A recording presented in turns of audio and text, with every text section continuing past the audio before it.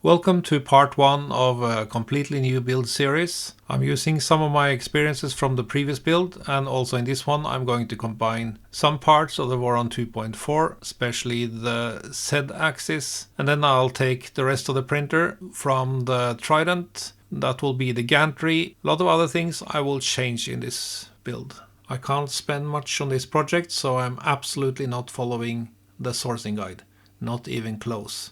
But I recommend you do, of course. I decided to get a new power supply, and this one is brand new, and it's not a mean well, but I think this will do just fine. I wanted to use the BTT Eddy in this project, but I changed my mind and I'm going back to these basic inductive probes. As for the heated bed, my plan was to use an old and very power hungry 24 volt bed, but I'm buying a new one. It's still 24 volts and it's still cheap. This is the model the Voron design team provided for us, and it's in great detail. You can have a look at every little thing, like all the fasteners and how everything goes together. And that's really helpful when you are building a printer. And it's also very helpful when you try to remix something or change it like I'm doing. When looking at Trident design, the frame, you can see that this has been designed for an enclosed printer with panels going all around the printer, and the size of the frame makes a lot of sense when that's what you're going to do. But that's not what I'm going to do. I will build an open printer, and in that case these top extrusions, they don't seem to be necessary at all, so I can do some changes to this. I changed the frame into this. I removed all the top extrusions, added a couple extrusions in the back and one in the front. You could say I moved that one down. The lower part, or the lower extrusions, the skirt, is a lot like the 2.4, the Voron 2.4. The front part is exactly like the 2.4. I changed the sides. It's a little bit cleaner, and I don't need all the fans. Just going to be a fan on the power supply. Looking at the back of the printers, I've done some more changes. There's just one stepper motor in the back, not one in each corner as in the 2.4. That means I have 3 points to the bed, and I can use the Trident Z-tilt functionality just as it is on the Trident. I have this space for the electronics, and I'm going to do this just like I did with the previous build, with one controller down here and the other one here. That will keep the wiring simpler, and it's a much easier build in my opinion. You will then just have the Raspberry Pi down here and the USB to this electronics box and to this electronics box. Looking inside the printer, underneath you can see this is the place for electronics, and this is where I'm going to use an external MOSFET for controlling the 24 volt heatbed. So this is not the mains operated heatbed, it's 24 volts.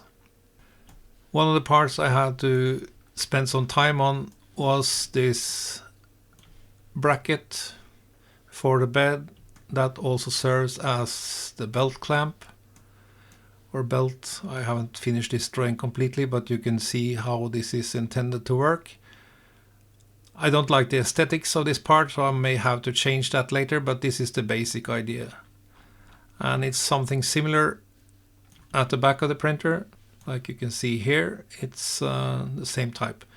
And you might wonder why I'm using this and not a belt clamp. Well, this is very simple and easy to replace a belt.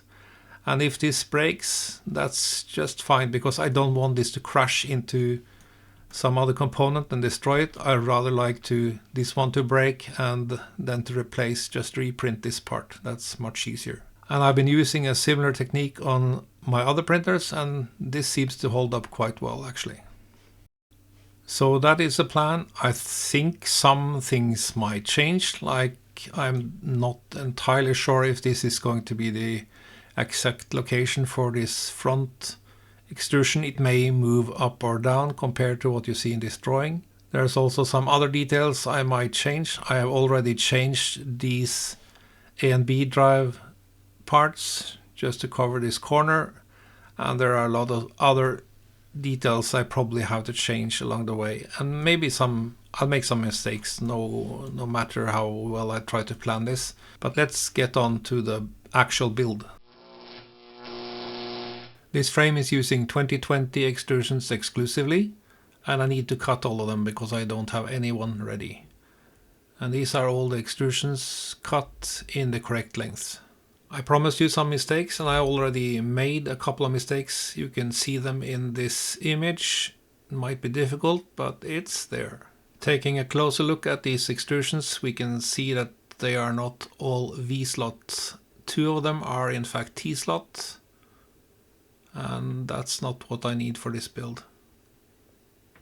I can use a T-slot extrusion by using an inner corner like this, but I had to replace the other extrusion with the proper one. This frame will be assembled by using the very basic technique of blind joints. You just put on a button head screw and slide in the profiles like this, and then tighten them through some access holes. But of course we have to prepare the extrusions for this. I'm getting ready to tap them with the M5 tap and some oil. I do this by hand to keep some control. It's boring, but doesn't take too long. The next step is to add the button head screws, and in this image you should have seen 7 profiles with button head screws, but there's only 6 and 1 with the inner corners. The next step is to drill some pilot holes for these access holes so you can get hold of those button head screws. And I always use jigs for this.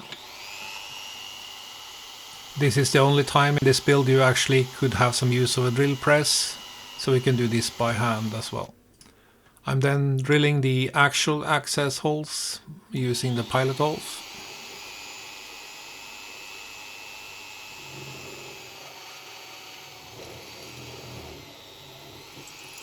Then just rinse and repeat.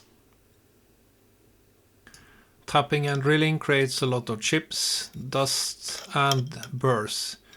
You really need to remove all of that, otherwise it's going to be difficult to get all these pieces together properly. I'm using a cleaning spray to finish this off, and this is what it's called in Icelandic. And can you pronounce it? I'm not even going to try.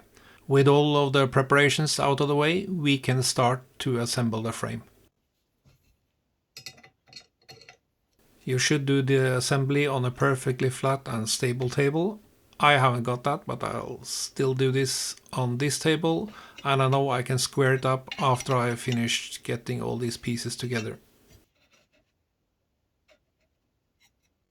At some point during this build of the frame, you have to get your MGN rails ready. And these are my Z rails. These are not the standard ones, these are MGN 12H. And I'm using T-nuts for M3. I'm using 1 bolt in about every second hole, and then this should slide into the extrusion.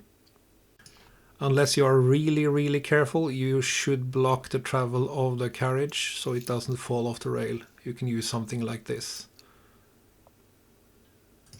You can then slide the MGN rails into the extrusion, and at this point it doesn't matter if it's in center or exactly the right height. You can adjust that later when you have completed the frame.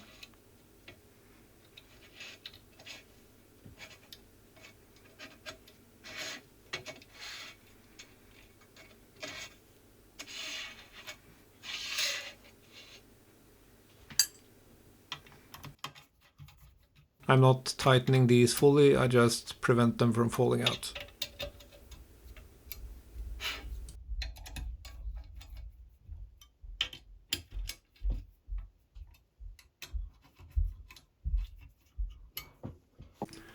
I'm not thrilled about how this part looks, but there's some aspects of it I like. I like that I have a screw in center of the belt attachment that will make this part stronger, but it needs some aesthetic cleanup. I also expect to do some changes to get spot on with the belt path. That's just based on the CAD for now. I like to add some cheap T-nuts, at least when I'm absolutely certain where they are going to go. And I use these stoppers I made in TPU to prevent them from sliding around inside the frame.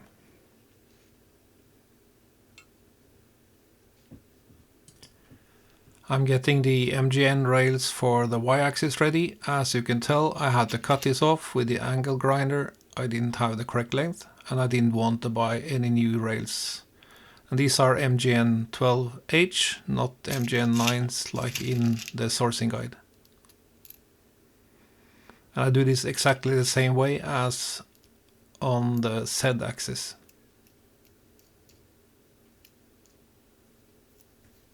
It's a bit fiddly to get the clearance right on this, and I had these T-nuts a little bit too tight, so I had to loosen them before they would fit in. Then they just slide it in.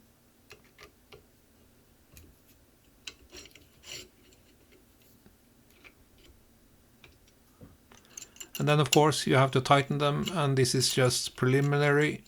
I will position them correctly and center them later in this build. Hopefully, unlike my extruder, I'm now going to skip some steps, and this is the completed frame as of now. I have cut and added a couple of extra short extrusions in the back of the printer, and those are attached with the inner corners just like the T-slot. The next part of this build will be to assemble all of these parts into the Z-axis. The color scheme for this build will be black and copper. I hope to see you back for part 2, where I will complete the Z-axis and the skirt. I think that'll be interesting.